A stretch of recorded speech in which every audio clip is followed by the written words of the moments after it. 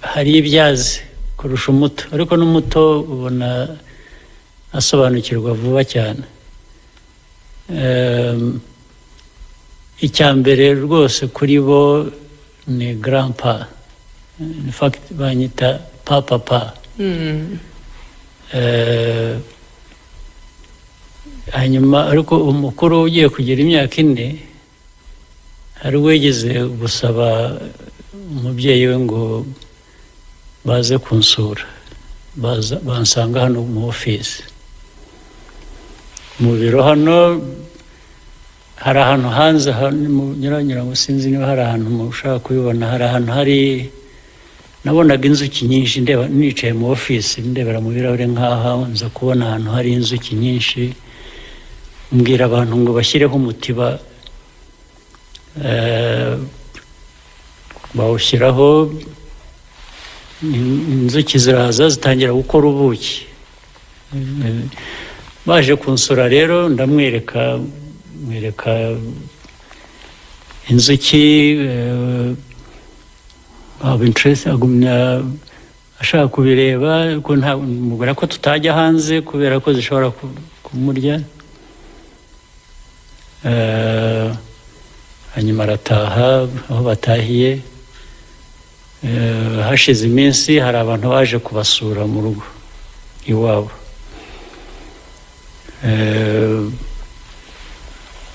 Ni ibintu bibiri nshaka kuvuga.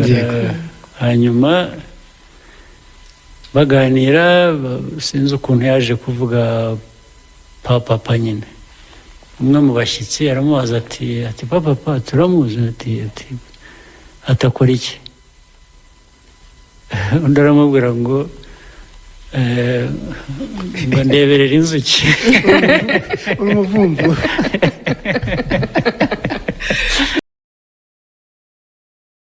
Hamwe na nyakubahwa perezida wa Repubulika Paul Kagame, mu mwanya tugezemo rero tukaba tugiye kumva ibyo badukurikiye bashaka kumuganiriza. Naho ubundi turacyari Radio 10 ndetse na Royal FM n'indi mirongo. RBA yashyizeho amaradiyo yayo yose, KT Radio yashyizeho KT FM. Hanyuma njye nitwa Oswald Mutuyezu ndi kumwe na Aisa Kiza. Telefone ya mbere iramutse iri hafi twayakira. Halo? Halo? Yego, wiriwe neza?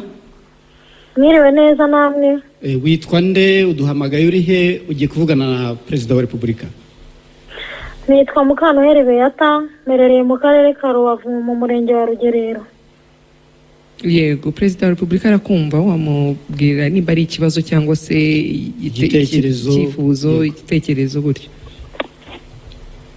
Nge nta kibazo nifuza kumugezaho. Ijambo ryanjye rikubiye mu gushima nyakubahwa Perezida wa Repubulika.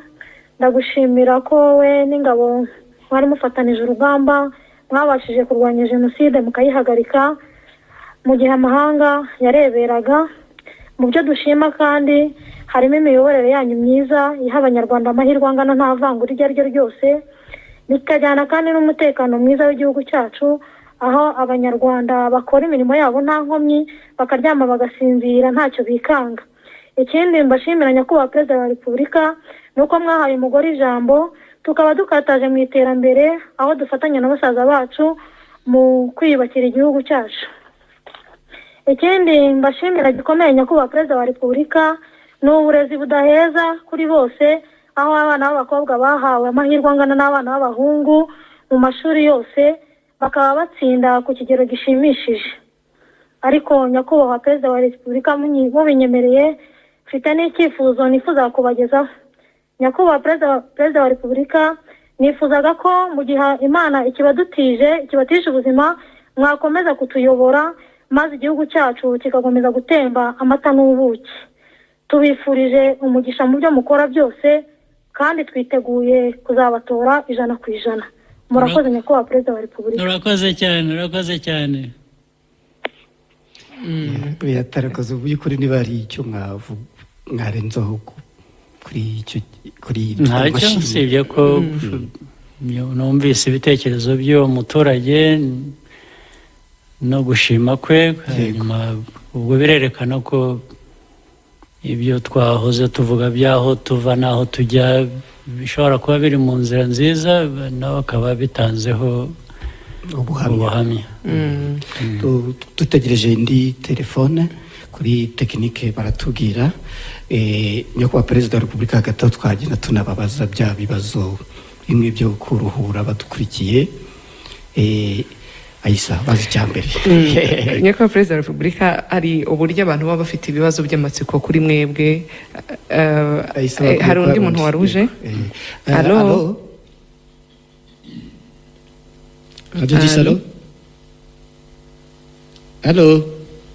Allo mwire neza. Ya witwa nde uduhamagaye uri he?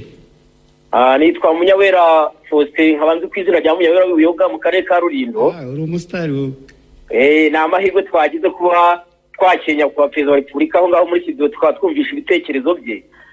Ni ibitekerezo umuntu yakumva yaduhaye amateka meza cyane arambuye ku buryo umuntu arushaho kumva akomeje gukunda u Rwanda ku buryo busanzwe uko twarukunda. Ni amahirwe rero twagize kugira umuntu nk'uwo Imana ikomeze imutugendera imbere kandi n'amatorero ubundi azagenda neza. Njye rero nashakaga kumushimira muri rusange ariko namubwire nti turacyari muri bya bihugu bikiri mu nzira z'amajyambere akesha ayo mpamvu ubona yabigarutseho muri ya mateka bya bihugu bikomeye usanga bishaka kusa nkaho wenda bituribaho ariko yavuze neza ati buri gihugu kigira amateka yacyo. Kamushimira rero mvuga nti tukomeze dukataze dufatanyije twese hamwe nta kizatunanira kandi turizera ko igihugu cyacu kizagomeza gutemba amata n'ubuki. Nkongera nkasa nkumubaza mu buzima busanzwe ndi umukuru w'umudugudu y'abantu batebya baravuga ngo abakuru mu Rwanda ni babiri ngo hari umukuru w'igihugu n'umukuru w'umudugudu ariko ugasanga urwego rwacu uwo niyo papa wacu namusaba ngo ajya tuvuganira ibukuru nubwo ariho ahari nka mukuru wacu ariko ajya tuvuganira barebe uko bazatugenza nyaboneka. Rero turi kumwe u Rwanda rwakataje kandi niho dukomeze tuyese twese dushyize hamwe u Rwanda ruzagomeza kuba usigwa Rwanda abantu bifuza ku buryo bazajya baza kuvomamo kuko ubona amahanga yose aravuga ati igihugu cyacu kuki kigeze ahangaha nuko twese turi ku murongo umwe yabivuze neza twese dushyira hamwe tuhagurukira rimwe tugakorera rimwe.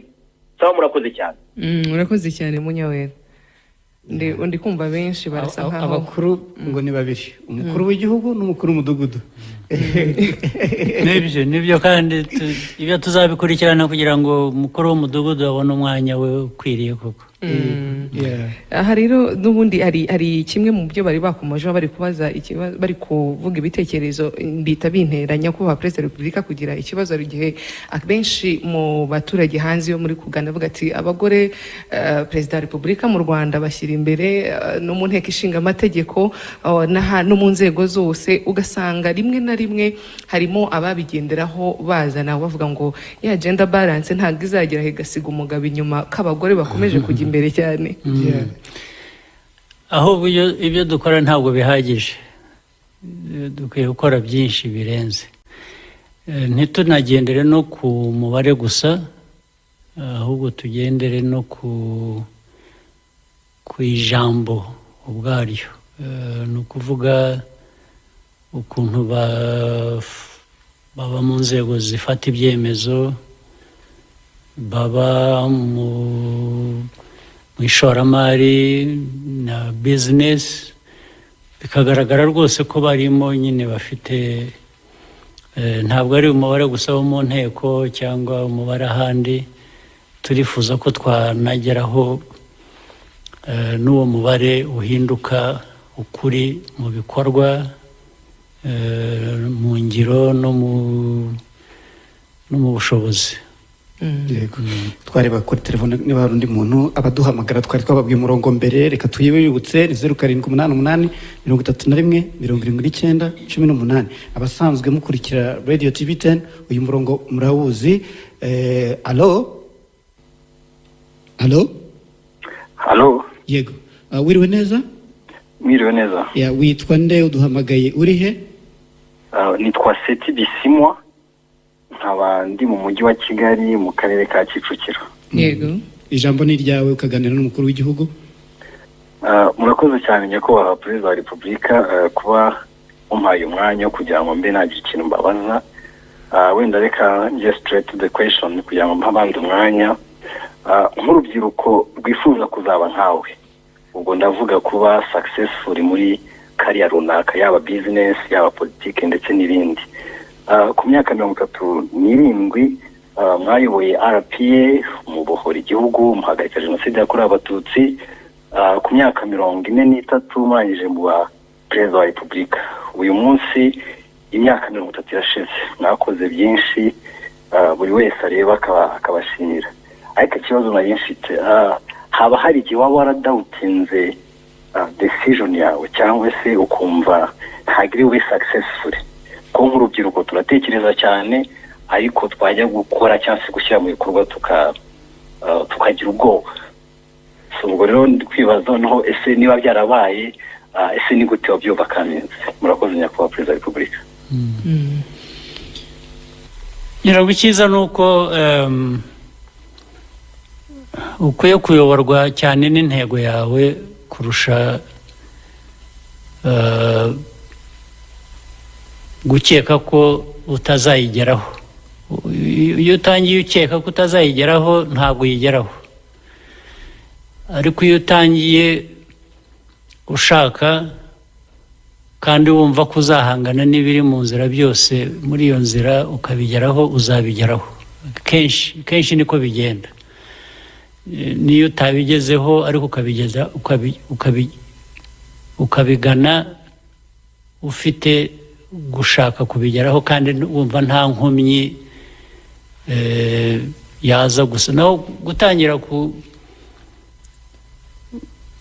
kwigirira icyizere gike, urabishakaho iki?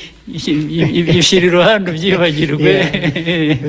Ntabwo ari cyo gutangiriraho. Icyo gutangiriraho, ibitazashoboka ntibizashoboka, ariko wowe ufite intego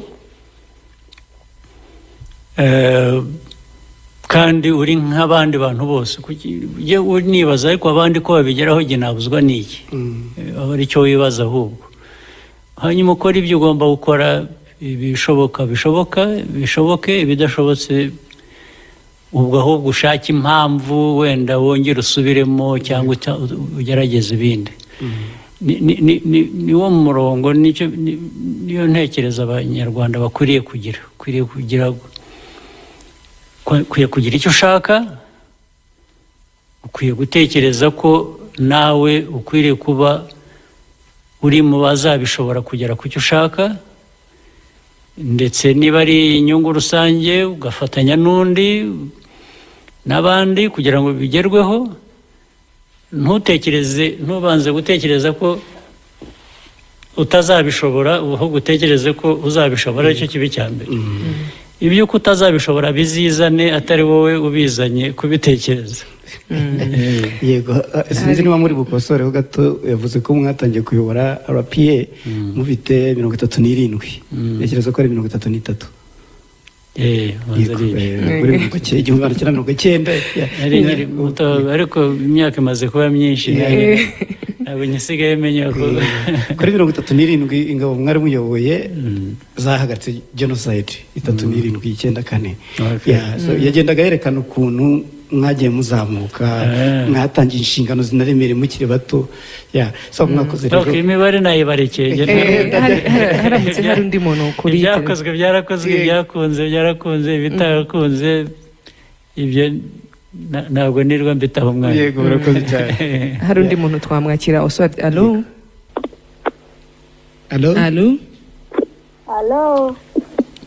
Turakumva neza cyane. Ninde tuvugana? Ndumva ari umwana. Nitwa Manishimwe Gilbert. Yego Gilbert, ongera ijwi kugira ngo umukuru w'igihugu akumve. Nitwa Manishimwe Gilbert, mvuka mu karere ka Nyaruguru, umurenge wa Nyagisozi, akagari ka Nkakwa, umudugudu wa Rari. Yego, ufite imyaka ingahe? Imyaka 14. Ukora iki? Ugurika? Ndi umunyeshuri. Yego.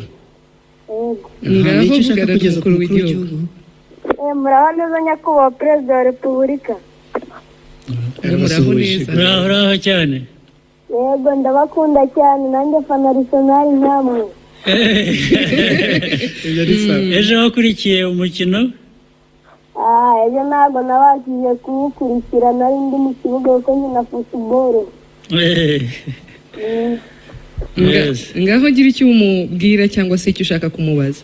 Nyakubahwa Perezida wa Repubulika, mbere y'uko mbagezaho icyifuzo cyanjye nagira ngo mbanze mbabwire 11 ba Arsenal.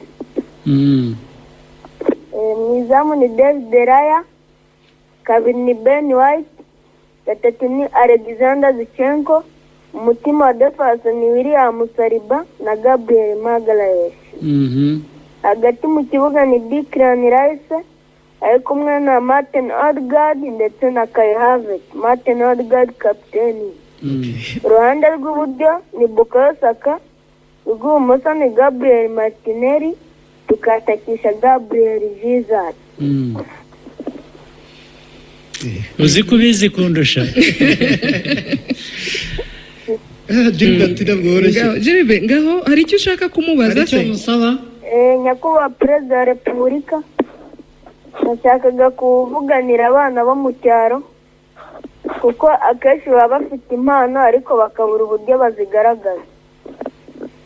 Nyakubahwa Perezida wa Repubulika, abashinzwe amarushanwa yaba mu mupira w'amaguru no mu yindi mikino ndetse no mu bindi bitandukanye ntabwo babasha kugera mu cyaro bitewe n'ahantu hariho, ndetse hakaba hari abana impano zabo zidindira kuko babuze ababakurikirana. Njye nagize amahirwe yo kubona umuterankunga, niyo mpamvu nifuzaga ko nabo bakurikiranwa neza kuko impano niho ziri. Ikindi kibazo Nyakubahwa Perezida wa Repubulika, hari abanyeshuri nk'uku nguku habaye nka seregisiyo runaka cyangwa amarushanwa runaka, abanyeshuri bakajyamo ariko ugasanga batsinze bitewe n'umuryango uvukamo kuko utifashije, ugasanga baragusize umwanya wawe uragurishijwe. Nyakubahwa Perezida wa Repubulika, twifuzaga ko ibyo bintu byajya bikurikiranwa kuko twizeye imbaraga n'ubushobozi byanyu. Ndabakunda cyane Nyakubahwa Perezida wa Repubulika. Rwose byose byumvikanye rero, nabyumvise neza, tuzabikurikirana. Ibyo uvuga nibyo, wizere ko ibishobora gukorwa byose bizakorwa kugira ngo icyo kibazo gikemuke. Iminota ntabwo twemerera gukomeza kwakira telefone Aisa. Nyakubahwa Perezida wa Repubulika, twajya ku bibazo bisoza yani bamwe bitwemereye. Ni ibibazo ahanini by'amatsiko abantu benshi baba babafiteho. Tujye dukunda kubona amafoto mukina n'abuzukuru. Ejo bundi ku munsi w'abagore mwanasobanuye amazina yabo, abe yagwize. Ari n'abantu benshi ku mbuga nkoranyambaga iyo barimo bakora retweet cyangwa se repost, usanga bari kuvuga ngo ese koko ari abe yari yagwize, bazi ko grandpa cyangwa se sogokuru wabo ari umukuru w'igihugu cyangwa bumva ari grandpa gusa bisanzwe. Ngira ngo umukuru agiye kugera imyaka 4 ntiragera neza. Hari ibyazi kurusha umuto, ariko n'umuto ubona asobanukirwa vuba cyane. Icyambere rwose kuri bo ni grandpa. In fact banyita papa. Hanyuma ariko umukuru ugiye kugira imyaka 4 hari wegeze gusaba umubyeyi we ngo baze kunsura, bansanga hano mu office. Mu biro hano hari ahantu hanze nyiranyira ngo sinzi niba hari ahantu mushaka kubibona, hari ahantu hari nabonaga inzuki nyinshi nicaye mu office ndebera mu birahure nk'aha nza kubona ahantu hari inzuki nyinshi, mbwira abantu ngo bashyireho umutiba, bawushyiraho, inzuki ziraza zitangira gukora ubuki. Baje kunsura rero ndamwereka inzuki, aba interest ashaka kubireba ko mubwira ko tutajya hanze kubera ko zishobora kumurya. Hanyuma arataha, aho batahiye hashize iminsi hari abantu baje kubasura mu rugo iwabo.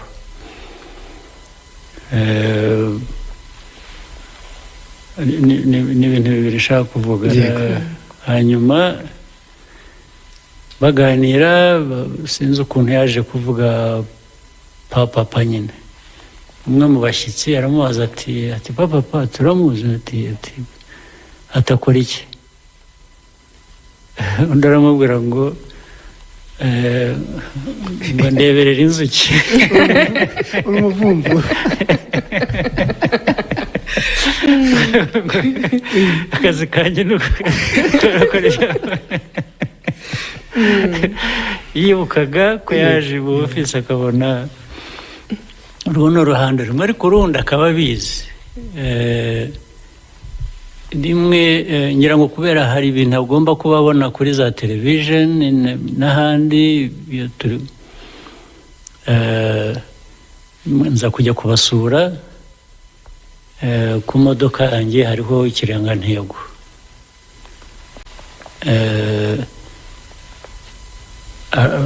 Asohotse bamperekeje arambaza papa iyi ni imodoka ni yawe? Nti ngo iriho Rwanda nziza, avuga ikirangantego. Urumva rero azi ko nabwo ngomba kuba ndi mu bintu bya Rwanda nziza, nabyo afite icyo bimubwiye. So turabana rwose, kenshi babaza ibibazo ubona nk'abana bato cyane nyine, ariko bijyanye n'aho baba bari. Dutangira ikiganiro nababajije kuri Arsenal, aho nagira ngo mbabaze iyi season murabona hari igikombe kizataha mu kabati wanyu muri Premier League, imyaka 20 iruzuye. UEFA Champions League nta nubwo muzi uko gisa. Arsenal iri muri ayo marushanwa yombi, icyizere kingana gite?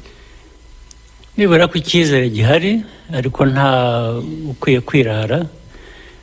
Ndetse ejo umukino w'ejo iyo Arsenal iza kuwutsinda, najyaga kugira icyizere gihamye ko bishoboka ko bazatwara championship ya English Premier League. Ariko ntibakoze nabi, ntabwo bakinnye nabi, ariko ntibatsinze, yabaye kunganya. Ubwo ni point imwe binjije, niyo mpamvu Liverpool ubu ngubu iri imbere ho point ebyiri.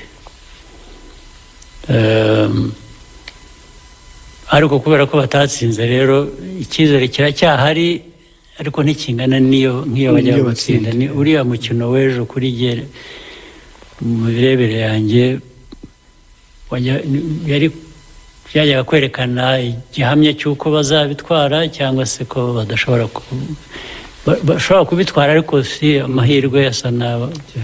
Ese mujya mubona ibishushanyo bakora Arsenal bayishyize mu giti hejuru, nka season ishize icyo giti byarangiye ihanutse, ubu isa nk'iri ku ishami, noneho wenda ribanziriza iryo hejuru. Bafite amahirwe. Amahirwe arahari. Iyo umuntu atamenye nyine ni Champions League, ariko nayo arahari. Urebye aho bageze n'ukuntu bahageze n'ukuntu bakina muri English Premier League, ari amahirwe aragaragara. Arsene Wenger mwajyaga muganira muri inshuti, Arteta bimeze bite?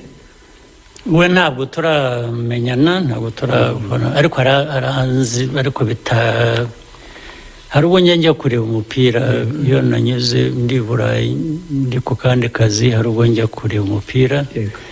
Ariko ntabwo ariko arabizi, aranzi, ndamuzi, azi ko azi partnership yacu na Arsenal, azi ko nk'umuntu ushyigikira Arsenal kandi maze igihe kinini. Ariko ntabwo biragera ku rwego rwo hejuru. Perezida, umuntu ashobora kugira ikibazo kindi cy'amatsiko by'umwihariko akenshi mu banyarwanda babona wenda muri mu ngendo hanze, abandi bakongera kubabona mwabasuye mu bice bitandukanye by'igihugu, ariko hari benshi bibaza bakavuga ngo umunsi perezida ari muri ofisi, ari mu biro, umunsi w'ubu umeze gute, biba bimeze gute? Ese harimo bavuze batebye bavuga ngo ese abasinya impapuro, hari impapuro asinya, hari ibintu akora, ese mu by'ukuri umunsi wanyu wo mu biro uba umeze gute? Uba urimo ibintu byinshi cyane bitandukanye kandi byinshi no kuri ubwo buryo butandukanye. Hari amadosiye menshi aturuka hirya no hino ngomba nyuzamo amaso, ngomba gufatira ibyemezo kuko biba bijyanye n'ibyemezo biri bufatwe cyangwa uko byazamutse kuva hasi mu nzego zibishinzwe. Hari ibyo barangiriza aho bakwiye kuba barangiriza ku nzego zitandukanye, hari ibindi bishaka kugira ngo mbanze mbibone mbere y'uko icyemezo gifatwa, biterwa n'uburemere bwabyo. Niba ari ibintu bijyanye n'umubano w'ibindi bihugu, niba hari ibyemezo bishaka bije y'igihugu iremereye, hari nk'ibintu bitatu byose bishaka kandi dufite amikoro make, guhitamo ikigomba kunyuramo hari ubwo bigomba kubanza bikangeraho nanjye shyiramo ibitekerezo byanjye kugira ngo bifatwe. Mba nakira abantu, ari kubakira ku matelefone, ari ukubakira iyo baje hano, ari ni ibintu by'urujya n'uruza isaha ku yindi. Ndetse hari ubwo akazi ko mu ofisi gakomeza no hanze, niyo ntaha akansanga mu rugo kugeza igihe amasaha y'ijoro yo kuruhuka ageze, akaba aribwo ntana nabyo. Murakoze nyakubahwa perezida wa repubulika. Mbere yuko dusoza, ku itariki 7 z'uku kwa kane azaba ari umunsi igihugu gitangira kwibukiraho jenoside yakorewe abatutsi, mwagira ubutumwa muha abanyarwanda muri rusange bigendeye muri uwo mujyo? Murakoze. Muri rusange uwo mwanya tugiye kwibuka inshuro ya 30 ntabwo ari ukwibuka gusa abacu twabuze, harimo no kwibuka n'impamvu byabaye, ni iyihe byakorwa kugira ngo bitazasubira, ni ibihe.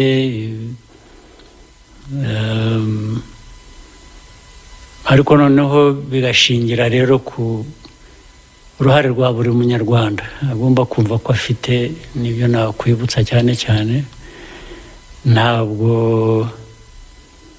byakorwa na bamwe ntibikorwe n'abandi, ni bya buri wese, kuko ingaruka zabyo zitugeraho twese, inyungu zo kubikemura zitugeraho twese. Hanyuma rero ibyo twamara kubyumva neza, ahasigaye tugakorera amajyambere, tugakorera umutekano urambye, ibintu bizahoraho bitari ibyo kugeraho rimwe igice kimwe, ahandi ukaba udafite icyizere ko bikomeza.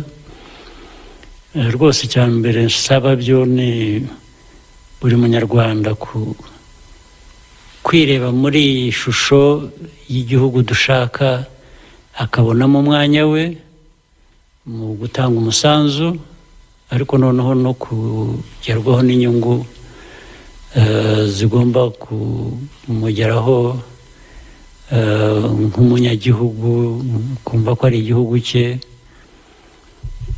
Bituruka no gukorana n'ibindi bihugu, bituruka ku bintu byinshi. Iyo abantu bafite iyo myumvire nk'ibanze, ibindi byose biroroha. Tugiye kwibuka ku nshuro 30 jenoside yakorewe abatutsi. Abatuye u Rwanda 70% ari abavutse nyuma yayo. ntekereza ko hari ubutumwa bwihariye mwabagezeho. abato ni ukumenya ko nabonye mu mibare 35 kumanura hasi, turi 73 n'ibice ku ijana, urumva ni hafi 75 ku ijana, ni umubare munini. ndagira ngo mbibutse ko n'iki gihugu kuvaho cyari cyaragiye hasi kaburembe kazamuka kikagera aho kigeze, cyane cyane byashingiye ku bantu bo muri iyo myaka, nka bya bindi twavugaga by'amateka twese twagiyemo muri izo ngamba zitandukanye. Uruhare rwari runini rwa iyo myaka. Uruhare rw'imyaka rero nk'iyo ntirukuka, ruhoraho. Abo ngabo urubyiruko rwacu iyo myaka bajye bibonamo ibisubizo by'igihugu aho kugira ngo bahinduke ibibazo by'igihugu. Icyo ni ikintu bakwiye kuzirikana bakacyumva buri munsi. Amahirwe yarabonetse, abenshi bagiye mu mashuri bariga, abandi ndetse bari ku mirimo barakora, barikorera. Abatari muri ibyo nabyo badakora cyangwa batabonye ayo mahirwe, ni inshingano yacu gushaka uko twabagezaho ayo mahirwe aho bari hose, uko bateye kose, kugira ngo aho kugira n'umwe usigara inyuma. Reka tubashimire cyane nyakubahwa Perezida wa Repubulika kuri uyu mwanya mwaduhaye, tukaba twagiranye iki kiganiro ndetse n'abanyarwanda bari badukurikiye. Tubashimire cyane kuri uyu mwanya. Ni ahangaha tugiye gusoreza ikiganiro cyacu. Turizere ko uyu mugisha tuzongera tukawugira kubakira. Ni byiza, murakoze cyane. Ubwo n'ubutaha tuzongera tuganire. Murakoze cyane. Abari dukurikiye rero turabashimiye namwe, mukomeze munogerwe na gahunda zindi murimo. Ikiganiro cyahitaga giturutse muri studio ya Radio 10 dufatanije na Royal FM, cyaciye no kuri radio za RBA no kuri KT Radio n'izindi radio twahuje imirongo. Mwakoze cyane, mukomeze munogerwe na gahunda zindi mufite. Ngeri twaguswarira mutse Yezu, nange nari Aisa Kiza. Bye bye. Bye. Radio Rwanda, happy hour.